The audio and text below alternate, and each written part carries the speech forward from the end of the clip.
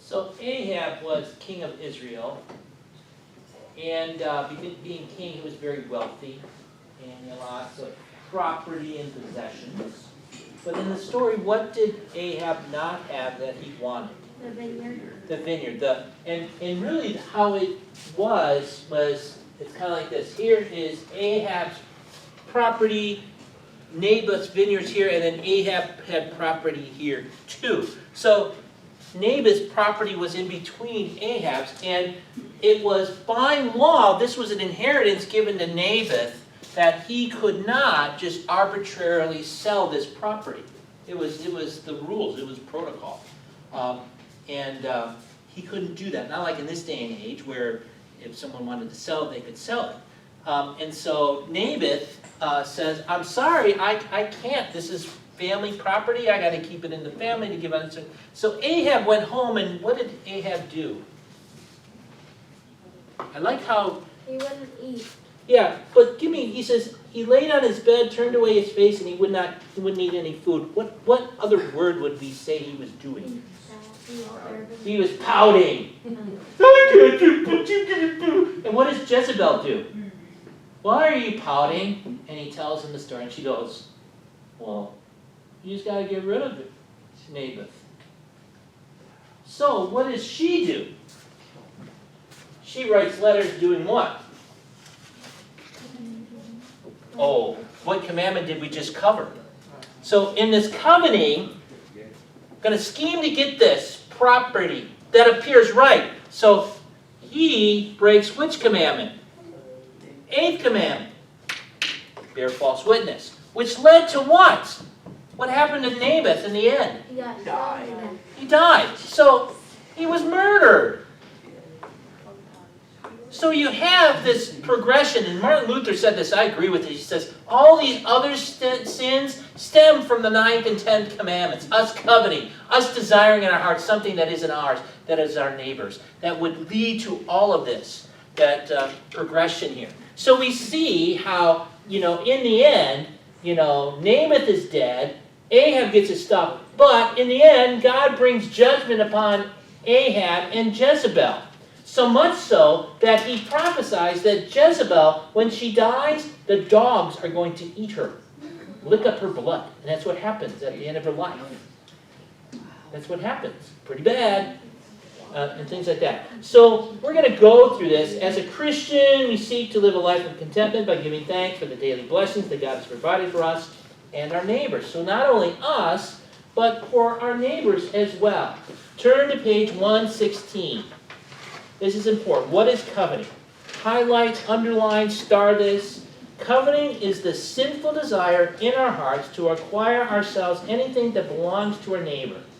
It also the desire to draw away from our neighbor for our own benefit, anyone who is important to our neighbor, spouse, friends, and so on and so forth. It is the sinful desire. Let's make sure we get that clear. It's the sinful desire that we have. Now, I have the desire of owning, this year, a 2023 Chevrolet Suburban. I do not have $90,000 sitting around doing nothing. But I still desire that. That is my vehicle that that's what I want. Now, is that okay to have that desire? Yes. And can I work for that? Save money? Yes. If I didn't have any children, I already have. Those are children, well, you all know how to do it. Now, if it was a sinful desire, what would I try to do? Try to steal it or and make it look that I was right. So there are times and places when God gives us these desires. They're good desires, like education.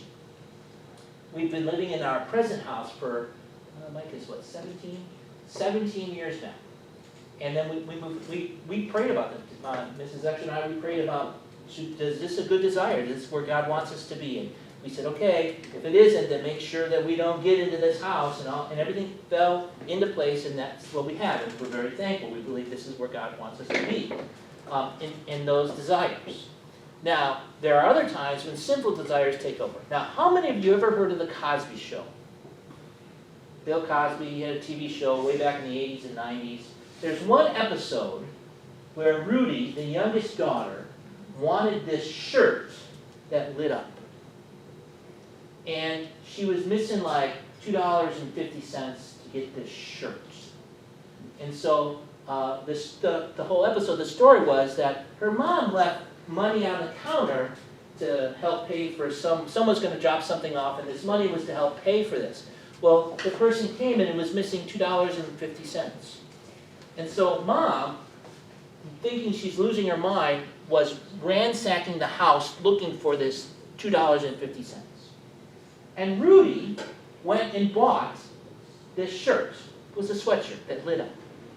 And all this confusion is going on. And of course, Dad, Bill Cosby, he's going, whatever. And they finally get to the bottom what happened. And Rudy admitted that she stole this money because she wanted this sweatshirt that lit up. That was her desire. Sinful. She didn't ask for the money. She just said, oh, I'm going to take it. Look at this.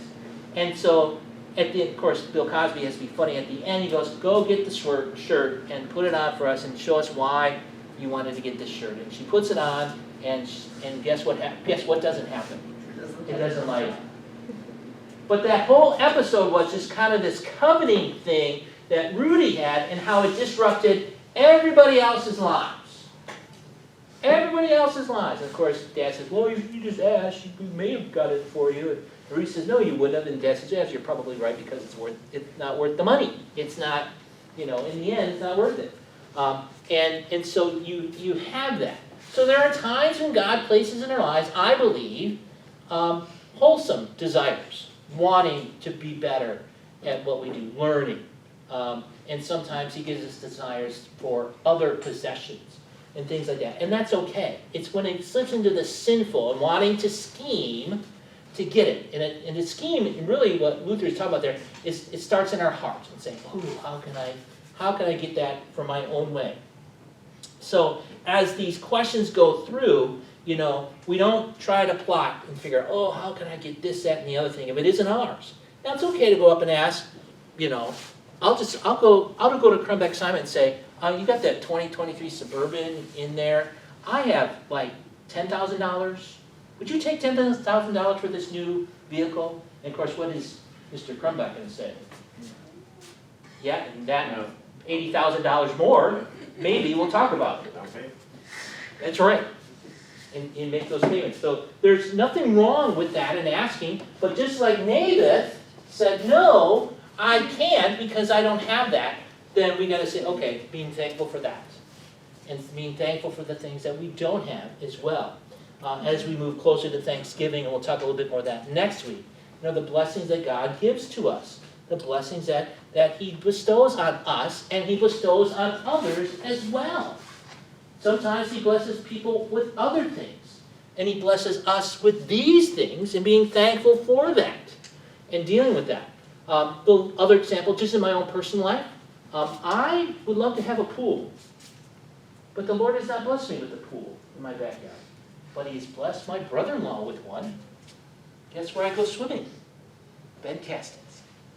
I'm very thankful that he has a pool because it costs a lot of money to take care of a pool. I'm thankful for that. Thankful for that.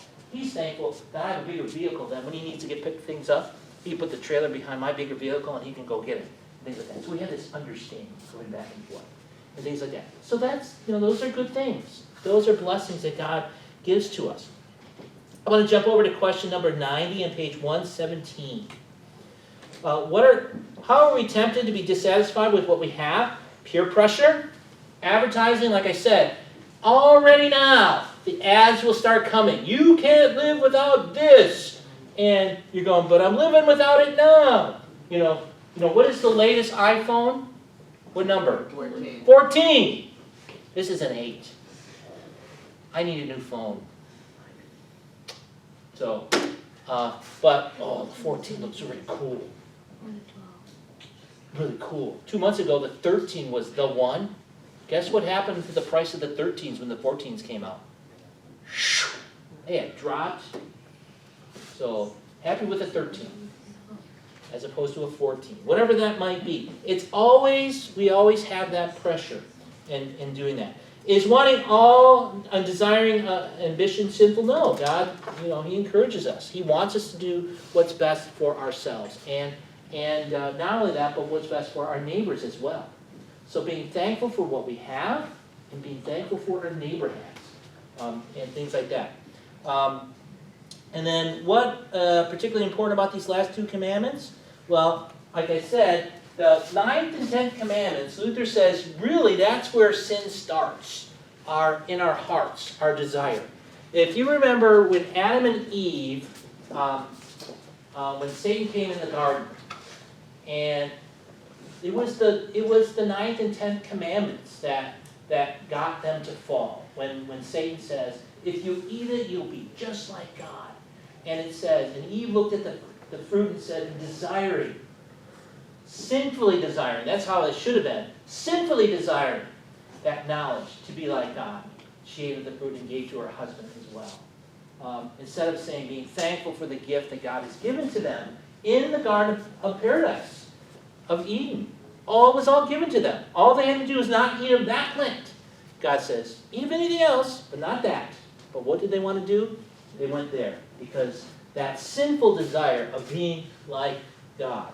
And with that. So in our prayers we should pray, Lord, give me pure desires, godly desires in what you want me to have, whether it's stuff or people or whatever the case may be, that we give that wonderful desire that we are God, that God gives us those gifts, and then we have it. All right? Questions, comments on that? Yeah. I thought about what Russ would tell you. What would Russ tell me? He'd say you don't need a Suburban. It's your own run-up. But you can buy a Chevy Spark for about He would probably say that. Or he would say, where's Caleb? I need him working for me. Yeah, he can work it out for you. He can work it out. Yes. Well, that's what my wife says. You don't need a Suburban. It doesn't matter if I need it or not. I want it. Isn't that how we do that? Whether we need it or not, that's what I want. That's that sinful desire. The question is, do I truly need that? And things like that. So, I have a full-size Chevy van that I just picture in my mind. That's my Suburban. Now I just needed to go like 25 miles to the gallon. Good luck. That's not going to happen. So, all right, that's all I got for today. Next week we're going to start with the first article, and we'll get through that. All right?